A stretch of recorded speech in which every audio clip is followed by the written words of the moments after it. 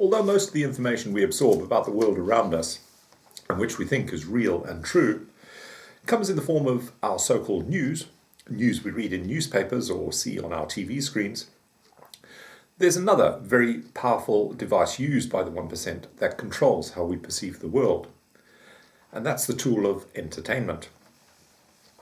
The trick has been used by the 1% for at least 2,000 years. The well-known expression bread and circuses is frequently used to describe how the 1% of the Roman Empire exercised control of the 99% by ensuring they had enough cheap food to eat and by keeping them distracted away from what the 1% were doing through the use of mass public entertainments. The trick of distraction through popular entertainment is of course as alive and well today as it was 2,000 years ago.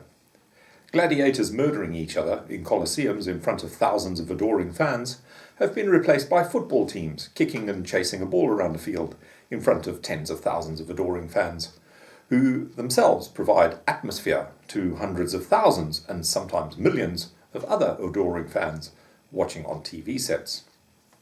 Today, however, the range of options for so-called entertainment is infinite.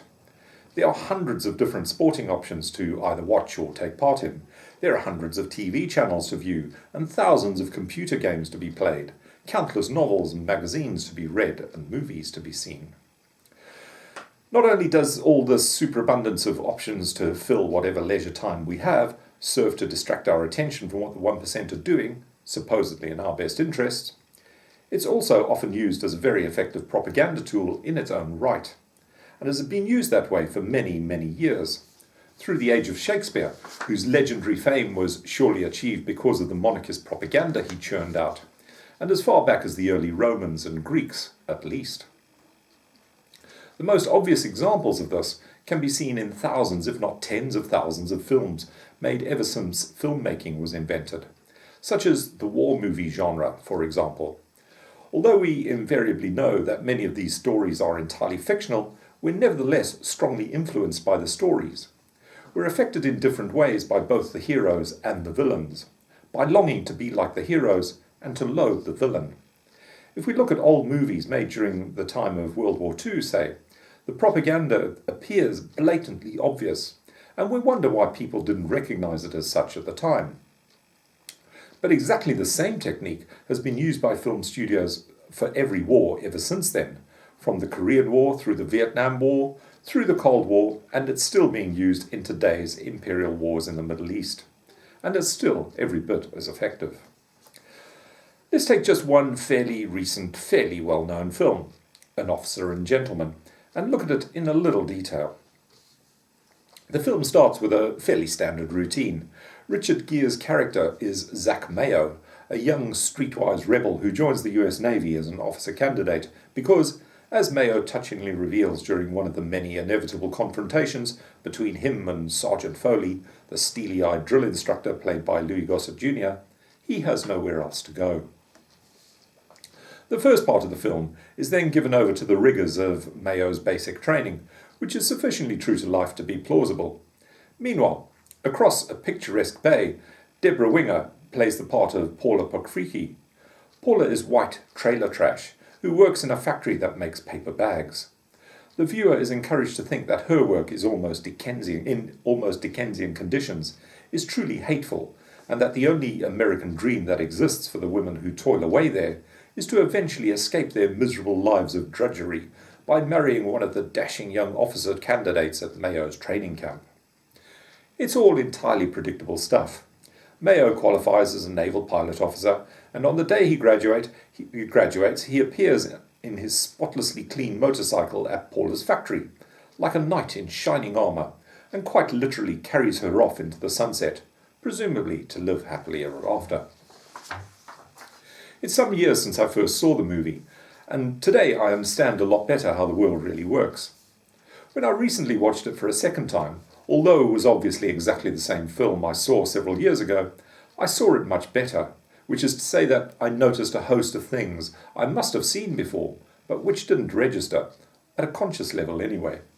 For example, very early on in the film, we're treated to a scene where Sergeant Foley first meets Mayo and his fellow trainees. There follows the usual barrage of shouting, intimidation, and witty insults by Foley that are entirely standard fare in these types of scene. Although the action is obviously taking place between fictional characters and the audience is only participating as observers, most of the audience will undoubtedly identify with the recruits, not the drill instructor, and will feel themselves to be on the receiving end of the tongue lashing. During this scene, the recruits, and we the audience, are told in no uncertain terms that Foley's purpose is to weed out all the weak recruits, so that only the best of us will eventually survive the training and make it through as officers. Amongst the numerous indicators of weakness that Foley says he's looking for is any signs of compassion for killing defenceless people. Although there's only the briefest remark about this obvious weakness, which I certainly don't remember from seeing the movie before, it's definitely there, and no doubt working in much the same way as subliminal advertising does. Feeling compassion about killing defenceless people is a sign of weakness. There are several scenes where the recruits and we the audience are indoctrinated about the importance of teamwork, about supporting our fellows no matter what, through thick and thin. And we have a touching scene towards the end where Mayo, who's supposed to be something of an individualist, sacrifices his own moment of glory by breaking the school's assault course record in order to help a struggling fellow recruit to finally overcome one of the obstacles that's consistently defeated her throughout the training course. Apart from a few scenes where the teamwork mantra is directly expressed in various dialogue exchanges, there are also numerous scenes of the recruits jogging along the place as a squad, singing. The singing takes the form of Mayo leading the chanting, by chanting a line or two, which is then repeated by the whole squad of recruits. Some of the lines are harmlessly amusing, but mixed up with a harmlessly amusing chants are phrases such as "napalm sticks to kids." So in the end, we the audience finish up, along with Mayo, totally committed to the virtues of comradeship, a key requirement in all armies, and subliminally inured to such obvious signs of feeble-mindedness as feeling compassion for killing defenceless people or napalm sticking to kids. But for me, one of the more subtle moments of outrageous propaganda, which I bet few people pick up on, is that scene right at the end where Mayo, resplendent in his shining white naval officer's uniform, whisks Paula away from the hell of her life in a factory. If I was making the movie, I would have it exactly the other way around.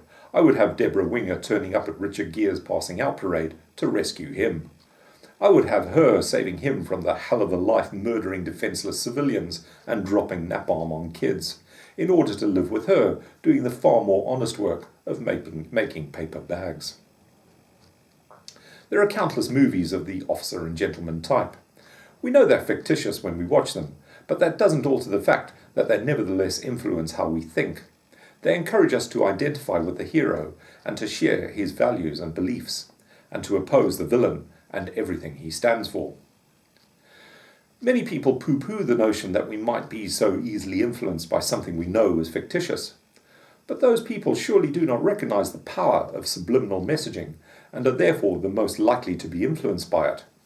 The same people who unconsciously adopt Americanisms in their speech and behavior, who wear American baseball hats all the time, turn their teeth fluorescent white, and who arrive at work in the morning clutching styrofoam cups of styrofoam lattes, all the result of Hollywood brainwashing. Hundreds of millions, possibly billions of people believe an image of the United States that's almost entirely made in Hollywood and in its many TV networks.